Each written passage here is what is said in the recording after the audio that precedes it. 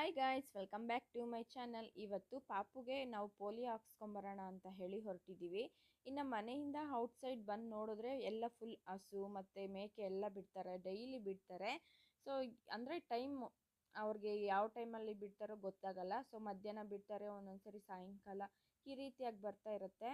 ಹಂಗಾಗಿ ನಾನು ಪಾಪುಗೆ ಡೈಲಿ ತೋರಿಸ್ತಾ ಇರ್ತೀನಿ, ಯಶು ಪಾಪುಗೆ. ಯಾಕಂತಂದರೆ ಎಲ್ಲ ಪ್ರಾಣಿಗಳ ಹೆಸರು ಗೊತ್ತಾಗಲಿ ಅಂತ ಹೇಳಿಬಿಟ್ಟು ತೋರಿಸ್ಕೊಂಡು ಹಸು ಕುರಿ ಅಂತ ಹೇಳಿ ಹೇಳ್ಕೊಡ್ತಾ ಇರ್ತೀನಿ. ಮತ್ತು ಇಲ್ಲಿ ನೇಚರ್ ಕೂಡ ತುಂಬ ಇಷ್ಟ ಆಗುತ್ತೆ. ನಾವು ಮನೆಯಲ್ಲೇ ಇದ್ದು ಒಂಥರ ಬೋರ್ ಅನಿಸಿದ್ರೆ ಹಿಂಗೆ ತಗೊಂಡು ಬಂದು ಎಲ್ಲ ತೋರಿಸಿದ್ರೆ ತುಂಬ ಖುಷಿ ಆಗ್ತಾರೆ. ಹಂಗಾಗಿ ನಾನು ಔಟ್ಸೈಡು ತಗೊಂಡು ಬಂದು ತೋರಿಸ್ತಾನೆ ಇರ್ತೀನಿ. ಸ್ವಲ್ಪ ಪರಿಸರನ ಎಂಜಾಯ್ ಮಾಡಲಿ ಅಂತ ಹೇಳಿಬಿಟ್ಟು ನಾನು ತೋರಿಸ್ತಾನೆ ಇರ್ತೀನಿ ಅವ್ರಿಗೆ. ಇನ್ನು ಔಟ್ಸೈಡು ತಗೊಂಡೋದ್ರೆ ಕೆಳಗಡೆ ಆಂಟಿ ಅಂಕಲ್ಗೆ ಅಂತೂ ಸಖತ್ ಇಷ್ಟ ಇವನಂದರೆ. ಬಂಗಾರಿ ಇಲ್ಲಮ್ಮ, ಕುರಿ ಪಾಪ ಎಲ್ಲಿ? ಕುರಿ ಪಾಪ ಎಲ್ಲಿ ಬಂಗಾರಿ? ಕುರಿ ಪಾಪ ಹೋಗ್ಬಿಟ್ಟೈತಲ್ಲೋ. ನೋಡ್ಕವು ನೋಡು, ಕವು ಹಸು ಹಸು ಕೂಗಸುನ. ಬಾ ಬಾ ಬಾ ಬಾ ಬಾ ಬಾ ಬಾ ಬಾ ಹೋಗು ತರಂತೆ. ನೋಡು, ಗಾಡಿ ಮೇಲೆ ಕಣ್ಣು ಅವನಿಗೆ. ಗಾಡಿ ಅಪ್ಪು ಅಪ್ಪು ಕೀ ತೋರ್ಸ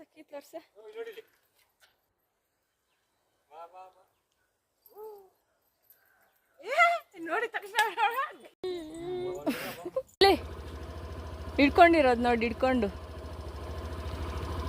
ಇಲ್ಲಿ ನೋಡ ಚಿನಿ, ಇಲ್ಲಿ ನೋಡು ಬಂಗಾರಿ. ಅಪ್ಪು ದೇ ನಗಿ ನಗಿ ನಗಿಯಪ್ಪ. ಹಿಡ್ಕೊಂಡು ಕೂತಾಯ್ತಳು.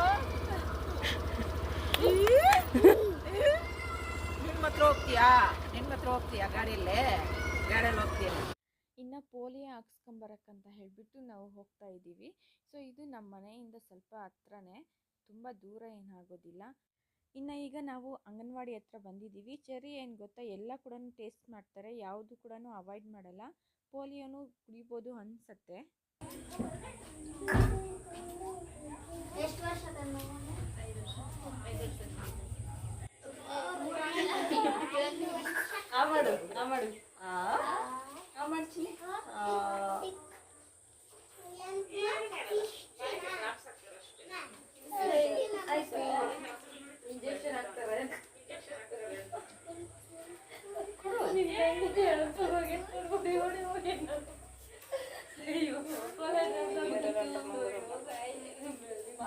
ಇವತ್ತಿನ ವಿಡಿಯೋದಲ್ಲಿ ನಾನು ಒಂದು ಡಿಫ್ರೆಂಟಾಗಿ ಚಿಕನ್ ಗ್ರೇವಿ ಮಾಡೋಣ ಅಂತ ಅಂದ್ಕೊಂಡೆ. ಸೊ ಫ್ರೈ ಥರ ಮಾಡೋಣ ಅಂತ ಹೇಳಿ ಅಂದ್ಕೊಂಡೆ. ಇವತ್ತು ಸಂಡೇ ಆಗಿರೋದ್ರಿಂದ ಸೊ ಏನಾದರೂ ಒಂದು ನಾನ್ ವೆಜ್ ಇರಲೇಬೇಕನ್ಸುತ್ತೆ. ಸೊ ಹಾಗಾಗಿ ಮಾಡೋಣ ಅಂತ ಅಂದ್ಕೊಂಡೆ. ಬನ್ನಿ ಸ್ಟಾರ್ಟ್ ಮಾಡೋಣ. ಎದ್ಬಿಟ್ಟ ಆಯಿಲು ಬೇಕಾದಷ್ಟು ಹಾಕ್ಕೊಳ್ತಾ ಇದ್ದೀನಿ. ಈ ಥರ ಒಂದು ಡಿಫ್ರೆಂಟಾಗಿ ನಾನು ಫಸ್ಟ್ ಟೈಮ್ ಮಾಡ್ತಾಯಿದ್ದೀನಿ. ಸೊ ಹೇಗಿರುತ್ತೆ ಅಂತ ಹೇಳಿ ನೋಡೋಣ. ಯಾಕಂತಂದರೆ ನಾನು ಫ್ರೈಗೆಲ್ಲ ಯಾವತ್ತೂ ಕೂಡ ಆಲೂಗಡ್ಡೆ ಎಲ್ಲ ಬಳಸಿ ಮಾಡೇ ಇಲ್ಲ. ಸೊ ಇವತ್ತೊಂದು ಡಿಫ್ರೆಂಟಾಗಿ ಮಾಡೋಣ ಅಂತ ಹೇಳಿಬಿಟ್ಟು ಟ್ರೈ ಮಾಡ್ತಾಯಿದ್ದೀನಿ. ಅದು ಟೇಸ್ಟ್ ಹೇಗೆ ಬರುತ್ತೋ ಗೊತ್ತಿಲ್ಲ. ಸೊ ನೋಡೋಣ ಟೇಸ್ಟ್ ಹೆಂಗೆ ಬರುತ್ತೋ ಏನೋ ಗೊತ್ತಿಲ್ಲ. ಒಂದು ಸರಿ ನನ್ನ ಫ್ರೆಂಡ್ ಮಾಡಿದರು. ಸೊ ಅವ್ರು ಮಾಡಿದ್ದಾಗ ಅವರು ತಮಿಳ್ನಾಡು ಕಡೆಯವರು. ನನ್ನ ಫ್ರೆಂಡ್ ಮನೆಗೆ ಬಂದಿದ್ದರು. ಆವಾಗ ಹೇಳಿದ್ರು ನಾನು ಮಾಡ್ತೀನಿ ಅಂತ ಹೇಳಿ. ಸರಿ ಮಾಡಿ ಅಂತ ನಾನು ಹೇಳಿದೆ. ಆವಾಗ ಅವರು ಒಂಥರ ಡಿಫ್ರೆಂಟಾಗಿ ಎಲ್ಲನೂ ಹಾಕಿಬಿಟ್ಟು ಮಾಡಿದರು. ಅಂದರೆ ಈ ಆಲೂಗಡ್ಡೆ ಹಾಕಿಬಿಟ್ಟು ಚಿಕನ್ ಮಾಡಿದರು ಸಾಂಬಾರು. ನಮ್ಮ ಕಡೆ ಯಾವತ್ತೂ ನಾನು ಆ ಥರ ತಿಂದಿಲ್ಲ, ನಮ್ಮ ಕಡೆ ಯೂಸ್ ಮಾಡಲ್ಲ ಅದು. ಸೊ ಹಾಗಾಗಿ ನನಗೆ ಆವಾಗ ಹೆಂಗಾಗಿತ್ತಂತಂದರೆ, ನಂದು ಪ್ರೆಗ್ನೆನ್ಸಿ ಕೂಡ ಪಾಸಿಟಿವ್ ಅಂತ ಬಂತು ಆವಾಗ. ಬಟ್ ನನಗೆ ಅವಾಗ ಗೊತ್ತಿರಲಿಲ್ಲ ನಾನು ಪ್ರೆಗ್ನೆಂಟ್ ಅಂತ ಹೇಳಿಬಿಟ್ಟು. ಅದು ಸ್ಮೆಲ್ ನೋಡಿದ್ರೇ ವಾಮಿಟ್ ಆಗ್ತಾಯಿದೆ. ಆಮೇಲೆ ಅದನ್ನು ಆ ಸಾಂಬಾರು ನೋಡಿದ್ರೇ ವಾಕರಿಕೆ ಬರ್ತಾಯಿದೆ. ನಾನು ಏನಕ್ಕೆ ಇಷ್ಟೊಂದು ಈ ಥರ ಆಗ್ತಾ ಇದೆಯಲ್ಲ ಅಂತ ನಾನು ಆಮೇಲೆ ಮೇ ಬಿ ಫಸ್ಟ್ ಟೈಮ್ ಈ ಥರ ತಿಂತಾಯಿದ್ದೀನಿ. ಇನ್ನೊಂದು ಏನಂತ ಹೇಳಿದ್ರೆ ಟೇಸ್ಟ್ ಎಲ್ಲ ಚೆನ್ನಾಗೇ ಇತ್ತು, ಚೆನ್ನಾಗೇ ಮಾಡಿದರು. ಬಟ್ ಅದೇ ನನಗೆ ಆ ಥರ ಇದ್ದಿದ್ದರಿಂದ ವಾಮಿಟಿಂಗ್ಸು ಆಗ್ತಾಯಿತ್ತು.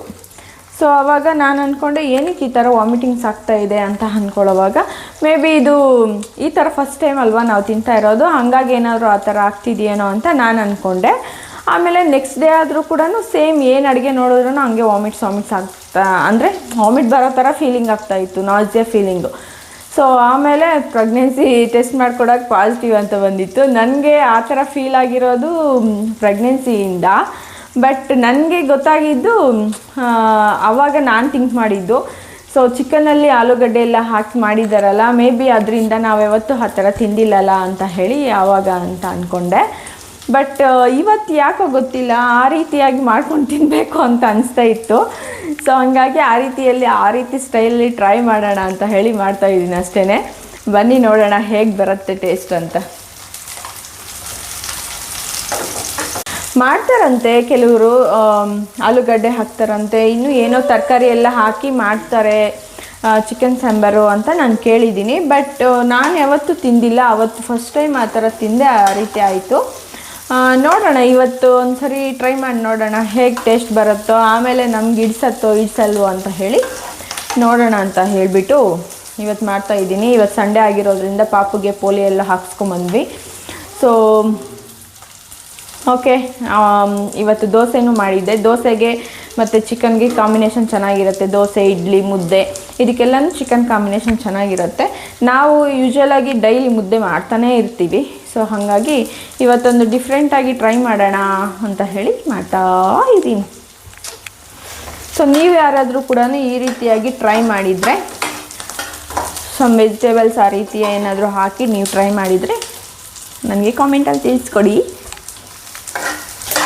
ನನಗೆ ಮಾತ್ರ ಇಡಿಸಿಲ್ಲ ಅಷ್ಟೇ, ಬಟ್ ನನ್ನ ಹಸ್ಬೆಂಡು ಮತ್ತು ನನ್ನ ಫ್ರೆಂಡ್ ಬಂದಿದ್ರು ಅಂತ ಹೇಳಿದ್ನಲ್ಲ, ಅವರು ಎಲ್ಲ ಕೂಡ ಅದು ತುಂಬ ಚೆನ್ನಾಗಿದೆ ಟೇಸ್ಟು ಅಂತ ಹೇಳಿ ತಿಂದರು.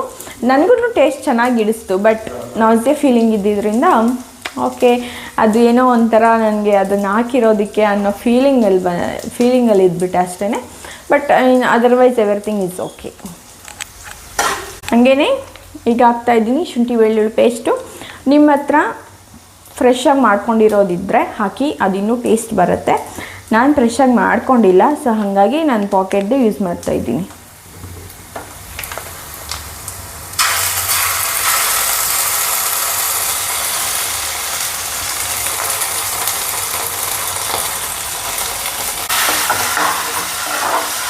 ಶುಂಠಿ ಬೆಳ್ಳುಳ್ಳಿ ಪೇಸ್ಟು, ಅದರಲ್ಲಿ ಹಸಿ ವಾಸನೆ ಇರುತ್ತಲ್ವ, ಅದು ಹೋಗೋವರೆಗೂ ಫ್ರೈ ಮಾಡಿಕೊಂಡೆ. ಈಗ ಅದಕ್ಕೇ ಟೊಮೊಟೊ ಹಾಕೋಣ. ಇದು ಗ್ರೇವಿ ಆಗಿರೋದ್ರಿಂದ ಒಂದು ಸ್ವಲ್ಪ ಗ್ರೇವಿ ಜಾಸ್ತಿ ಬರಬೇಕು, ಚೆನ್ನಾಗಿ ಬರಬೇಕಂದ್ರೆ ಟೊಮೊಟೊ ಹಾಕಬೇಕು. ಟೊಮೊಟೊ ಎಲ್ಲ ಕೂಡ ಸಾಫ್ಟಾಗಿ ಫ್ರೈ ಆಗಬೇಕು. ಫ್ರೈ ಆಗಬೇಕು. ಸೊ ಫ್ರೈ ಆಗ್ತಾ ಇರಲಿ. ನಾನು ಇನ್ನೂ ಚಿಕನ್ ವಾಶ್ ಮಾಡಿಲ್ಲ, ಚಿಕನ್ ವಾಶ್ ಮಾಡ್ಕೊಂಡು ಬಂದುಬಿಡೋಣ. ಓಕೆ, ಟೊಮೊಟೊ ಸಾಫ್ಟಾಗಿ ಕುಕ್ ಆಗಿದೆ. ಈಗ ನಾನು ಹಸಿರು ಮೆಣಸಿನ್ಕಾಯಿ ಹಾಕ್ತಾಯಿದ್ದೀನಿ. ಇದು ನಾನು ಒಂದು 2 ತಗೊಂಡಿದ್ದೀನಿ ಅಷ್ಟೇ. ಚಿಲ್ಲಿ ಪೌಡ್ರ್ ಹಾಕ್ತೀನಿ. ಚಿಲ್ಲಿ ಪೌಡ್ರ್ ಹಾಕಿದ್ರೆ ಕಲರು ಚೆನ್ನಾಗಿರುತ್ತೆ, ಆಮೇಲೆ ತಿನ್ನೋಕ್ಕೂ ಟೇಸ್ಟ್ ಚೆನ್ನಾಗೇ ಇರುತ್ತೆ. ಮೆಣಸಿನ್ಕಾಯಿನೂ ಹಾಕಿದ್ರೆ ಟೇಸ್ಟ್ ಚೆನ್ನಾಗಿರುತ್ತೆ. ಖಾರದ ಪುಡಿ ಹಾಕಿದ್ರೆ ಟೇಸ್ಟು ಚೆನ್ನಾಗಿರುತ್ತೆ ಮತ್ತು ಕಲರು ಚೆನ್ನಾಗಿರುತ್ತೆ ಅಂತ ಹೇಳಿ ಹಾಕ್ತಾಯಿದ್ದೀನಿ. ಮತ್ತು ಆಲೂಗಡ್ಡೆ, ನಾನು ಹೇಳಿದ್ನಲ್ಲ ನನ್ನ ಫ್ರೆಂಡ್ ಮಾಡಿರೋ ರೀತಿ ಅಂತ, ಅದಕ್ಕೆ ಆಲೂಗಡ್ಡೆ ಹಾಕ್ತಾಯಿದ್ದೀನಿ.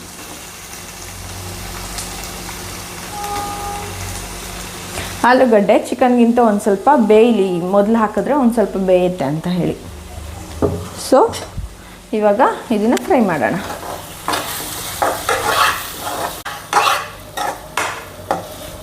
ಆಲೂಗಡ್ಡೆ ಫ್ರೈ ಆಗಿದೆ ಸ್ವಲ್ಪ. ಸೊ ಇವಾಗ ಒಂಚೂರು ಪುದೀನ ಮತ್ತು ಈಗ ಕೊತ್ತಂಬರಿ ಸೊಪ್ಪು ಹಾಕ್ತಾಯಿದ್ದೀನಿ.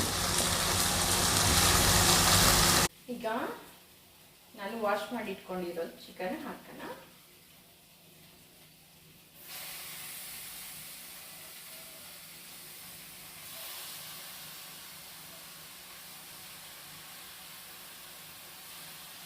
ಈಗ ಸಾಲ್ಟು ಎಷ್ಟು ಬೇಕು ಅಷ್ಟು ಸಾಲ್ಟು, ರುಚಿಗೆ ತಕ್ಕಷ್ಟು ಹಾಕ್ಕೋಬೇಕು, ನೋಡ್ಕೊಂಡು ಹಾಕ್ಕೊಳ್ಳಿ ಉಪ್ಪನ್ನ.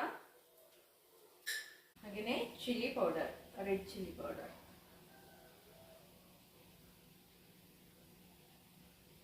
ಅದು ಕೂಡ ನಿಮ್ಮ ಖಾರಕ್ಕೆ ಎಷ್ಟು ಬೇಕಾಗುತ್ತೋ ಅಷ್ಟು ಹಾಕ್ಕೊಳ್ಳಿ. ನೆಕ್ಸ್ಟು ಧನಿಯಾ powder,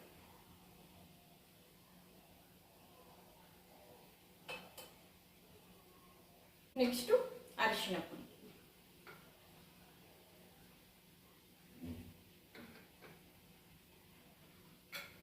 next garam masala,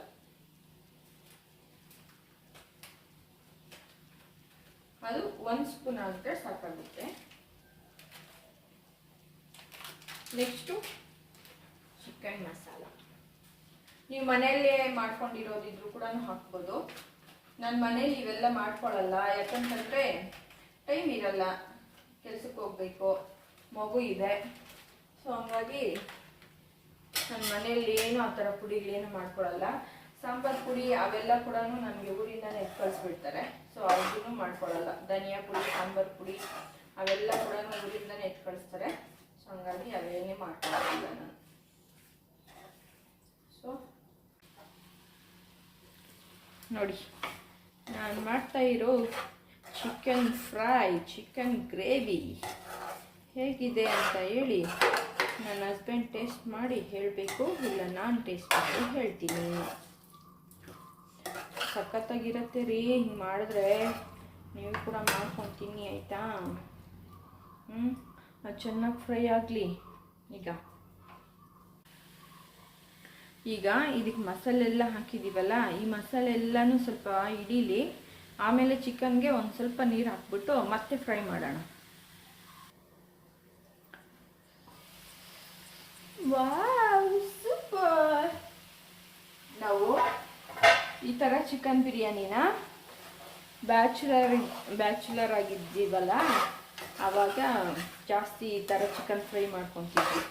so ಆವಾಗ ಸಾಂಬಾರೆಲ್ಲ ಮಾಡ್ಕೊಳ್ಳೋದು ತುಂಬ ರೇರು, ಸಾಂಬಾರೇ ಮಾಡ್ತಾ ಇರಲಿಲ್ಲ.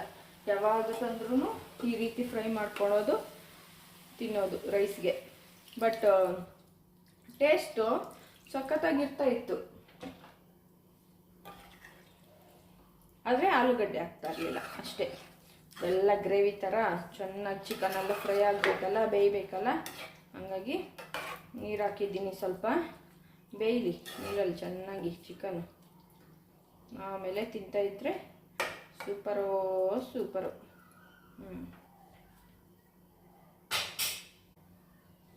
ಬೇಯಲಿ.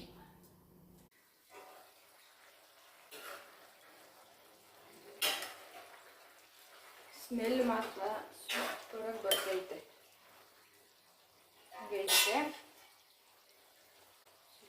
ಬರೆಸಬೇಕು.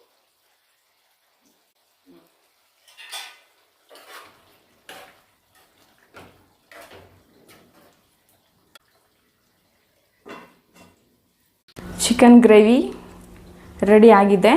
ಸೊ ಟೇಸ್ಟ್ ಮಾಡೋಣ ಹೇಗಿದೆ ಅಂತ. ನಿಜವಾಗ್ಲೂ ಸ್ಮೆಲ್ ಅಂತೂ ಸಖತ್ತಾಗಿದೆ.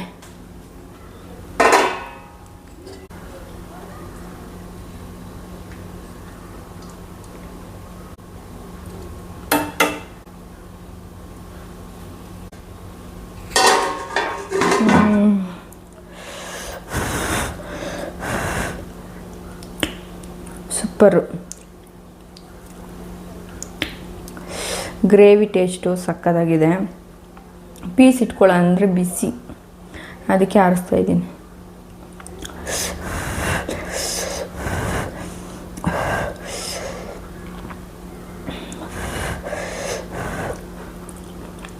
ಹೆಂಗೆ ಗೊತ್ತಾ,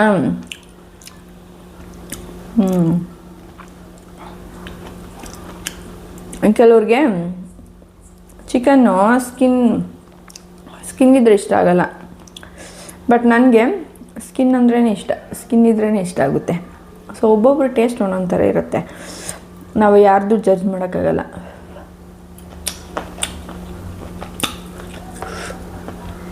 ಬಾ, ಎಷ್ಟು ಚೆನ್ನಾಗಿದೆ ಗೊತ್ತಾ, ಸೂಪರ್. ಉಪ್ಪು ಖಾರ ಎಲ್ಲ ಪರ್ಫೆಕ್ಟಾಗಿದೆ, ಸೂಪರಾಗಿದೆ. ಒಂದ್ಸರಿ ಟ್ರೈ ಮಾಡಿ ನೋಡಿ ನೀವು. ಈ ಮೆಥಡಲ್ಲಿ ನೀವು ಕೂಡ ಒಂದ್ಸರಿ ಟ್ರೈ ಮಾಡಿ ನೋಡಿ, ಎಷ್ಟು ಸಖತ್ತಾಗಿದೆ ಗೊತ್ತಾ, ಅಸ್ಸಮಾಗಿದೆ.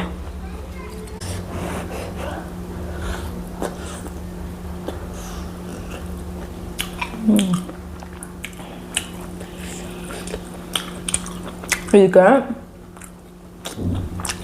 ಮುದ್ದೆ ಇಲ್ಲ ದೋಸೆ ಇಡ್ಲಿ ಆದರೆ ಕಾಂಬಿನೇಷನ್ ಸಕ್ಕತ್ತಾಗಿರುತ್ತೆ.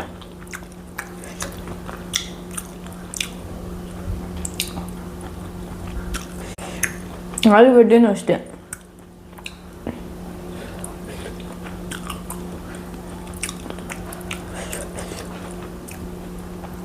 Next level. ಇದು ಮೆಣಸಿನ್ಕಾಯಿ ಹಾಕಿದ್ದೀನಲ್ಲ, ಮೆಣಸಿನ್ಕಾಯಿ ಹಿಂಗೆ ಇಟ್ಕೊಂಡು ತಿಂದರೂ ಚೆನ್ನಾಗಿರುತ್ತೆ.